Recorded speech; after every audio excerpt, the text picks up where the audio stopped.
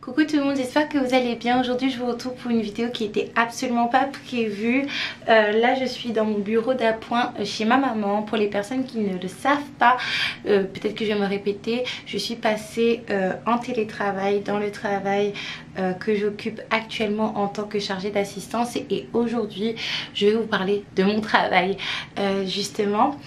Le tournage de cette vidéo n'était pas prévu, la publication non plus, mais je pense que je devais le faire absolument. C'est pas dans mes habitudes de faire ça, j'ai pris des risques et on va découvrir du coup le résultat ensemble de cette prise de risque.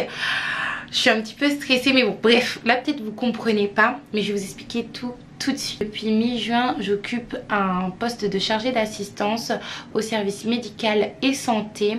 C'était une prise de poste qui était absolument pas prévue parce que j'avais pas prévu de travailler. C'était juste une idée qui me dépassait par la tête. J'ai fait quelques petites recherches, j'ai répondu à 2 annonces et là bingo, j'ai décroché un contrat en CDD de mi-juin à fin septembre. La fin de mon contrat est au 30 septembre. De base, j'avais prévu de finir ce contrat et puis par la suite de reprendre ma vie de maman au foyer comme je le faisais auparavant. Cependant, je me suis rendu compte qu'il était hors de question dans le sens où je suis beaucoup plus épanouie maintenant que je travaille, dans le sens où déjà au niveau de ma relation avec mes enfants, je suis beaucoup plus détendue du coup parce que je prends un bol d'air frais à l'extérieur et je sais, pour là qui sont avec ma maman, avant ils étaient avec ma soeur, avec mes tantes et tout, qui sont entre de bonnes mains. Donc je suis vraiment, j'ai le cœur vraiment en paix. Donc quand on se retrouve, c'est vraiment juste de la joie, juste des rires, juste des guillis, des choses comme ça, des jeux. Financièrement, je vous avoue que je suis beaucoup plus épanouie et beaucoup plus apaisée, dans le sens où chaque mois j'ai 2 grosses rentrées d'argent, j'ai 2 salaires qui rentrent dans mon compte.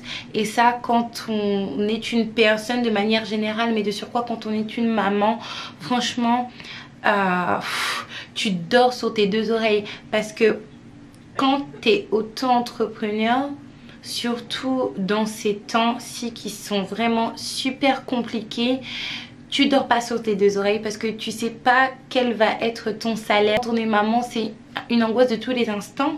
Et là du coup, je sais que quoi qu'il arrive, j'ai une entrée d'argent.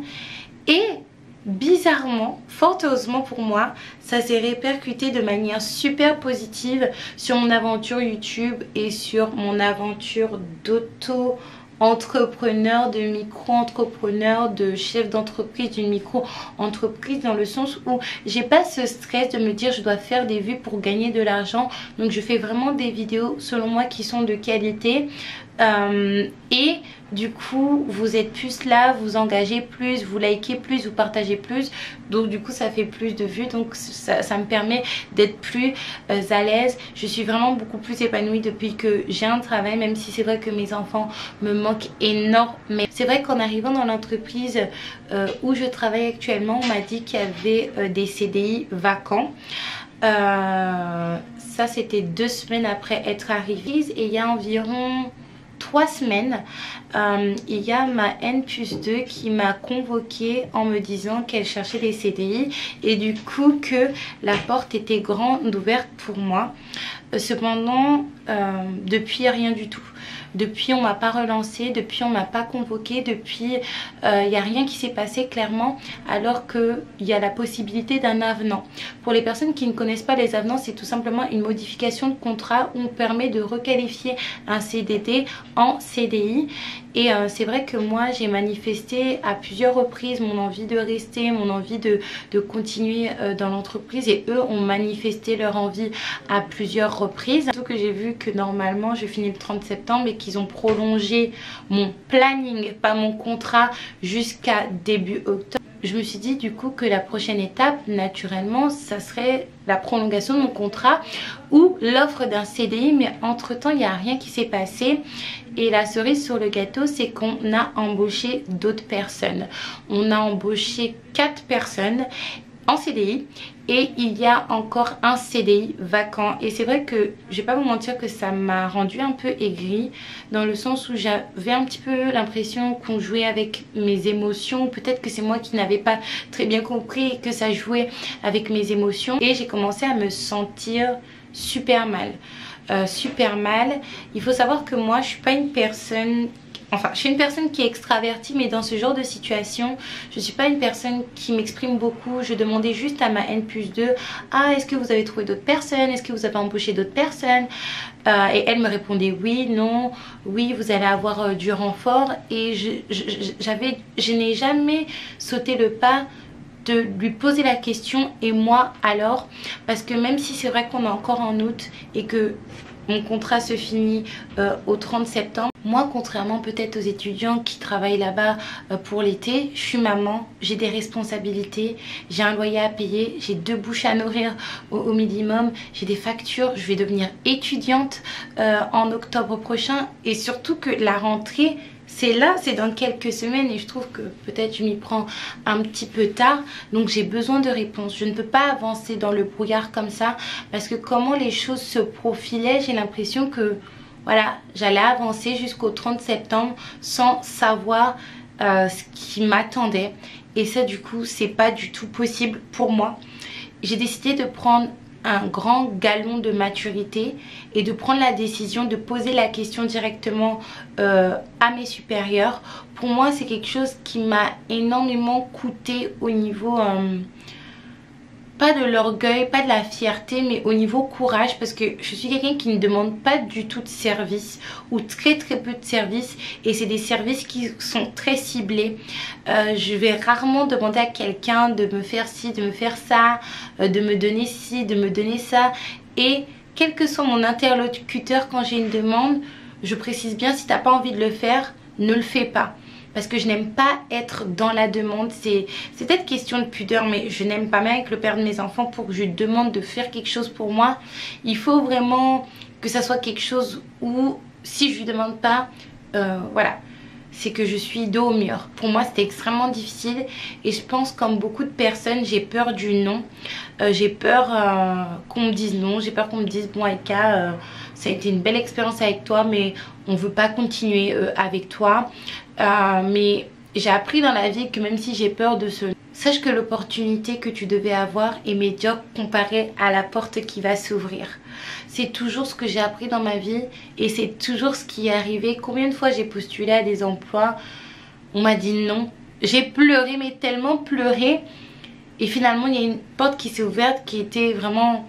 qui n'avait rien à voir. On ne compare pas les pigeons et les aigles en fait, et c'était ça. Ou un autre exemple, je mise tout sur une vidéo sur YouTube en pensant que c'est la vidéo qui va générer le plus d'engagement, et finalement rien du tout. Et je fais une vidéo beaucoup plus simple, et c'est celle-là qui explose entre guillemets. J'ai dit à ma supérieure déjà que j'étais super reconnaissante de l'opportunité que j'ai eu de travailler et de continuer à travailler en ce moment avec eux, parce que ça m'a permis de remettre un pied à l'étrier niveau travail, niveau salariat, et que ça m'a permis de réaliser pas mal de choses. Surtout avec cette manager là, parce que elle est nouvelle et qu'elle se soucie vraiment de notre bien-être, de nos conditions de travail, comment ça se passe et comment changer les choses pour le mieux. Mais que moi, pour pouvoir m'organiser, étant chargée de famille, j'ai besoin d'avoir une réponse sur je m'en rappelle plus ce que j'ai dit, ma position, ou pas ma position quand même. Je suis personne dans cette entreprise là, l'entreprise de la personne, mais disons dans, en tout cas dans, j'ai besoin de savoir quel est mon avenir dans l'entreprise pour que moi je puisse m'organiser. Surtout que le travail, les filles, je vous cache pas que c'est super dur. En ce moment c'est tellement dur. Moi je pensais que malgré la crise du virus, qu'il y avait quand même du travail, et finalement la chance que j'ai eue de trouver ce travail comme ça, c'était vraiment une chance inespérée. Pratiquement toutes les personnes qui cherchent du boulot pour l'été n'en trouvent pas. Toutes les personnes que je connaisse qui sont à la recherche d'un emploi ne trouvent pas. Donc c'est super compliqué. Moi je lui ai expliqué que j'ai besoin de savoir à l'avance quel est mon avenir pour que je puisse m'organiser. Maintenant la réponse. Ces jours-ci j'ai été pas mal bénie. Et je pense qu'au bout d'un moment les bénédictions ça va peut-être pas s'arrêter mais s'estomper ou justement me diriger vers autre chose. Concernant la réponse, je ne sais pas. Tout simplement parce que je n'ai pas ouvert le mail. Aujourd'hui je travaille. Hier j'ai travaillé. Demain je travaille. Et je ne voulais pas avoir de réponse pour pouvoir me saper le moral. Pour que je ne puisse pas être motivée pour travailler. Parce que c'est humain en fait. Tu es là, tu travailles pour la personne. Tu fais ton maximum. Je fais le maximum de ce que je peux donner. Et j'ai même laissé des fois mes enfants malades à ma petite soeur pour aller travailler. Et ça fait mal si on te dit non. Ça, et je pense qu'aussi il y avait un petit peu, pas de gaminerie mais de manque de maturité. Parce que j'ai beaucoup de mal par rapport à ça. Je vais pas vous mentir, par rapport au non, par rapport à la pudeur de ne pas demander des choses. Et je dois prendre beaucoup de maturité par rapport à ça. Parce qu'on peut louper des occasions dans la vie. Mais je vais prendre de la maturité. Et ce soir je vais regarder le mail. Comme ça je vais pouvoir m'organiser. Et la réponse bah du coup ça sera tout à l'heure.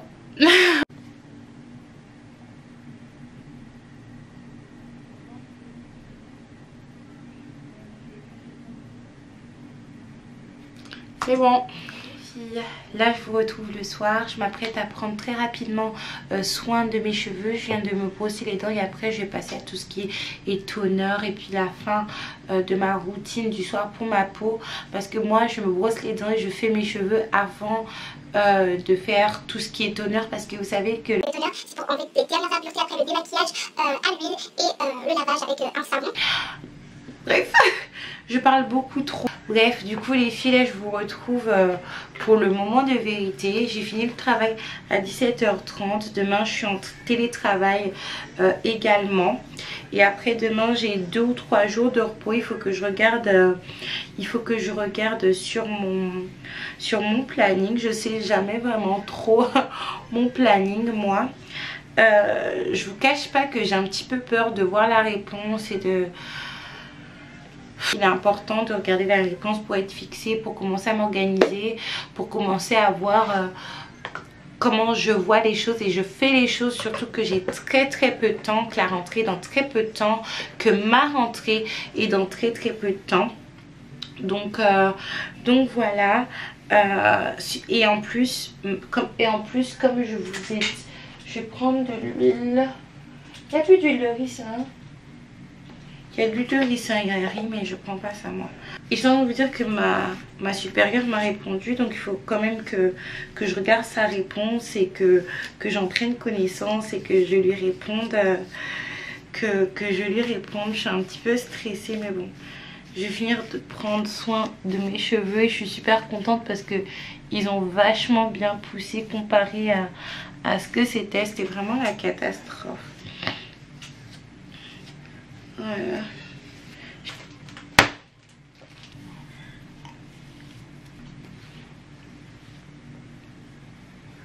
Ça se trouve que je vais même pas avoir de réponse claire en fait.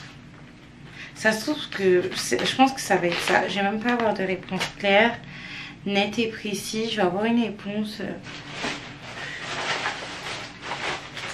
pas méchante, pas. Je lui ai envoyé un mail quoi. Mon dieu. J'ai du mal à respirer. Allez, on y go. J'ouvre. Allez, go. Je vais ouvrir le mail là.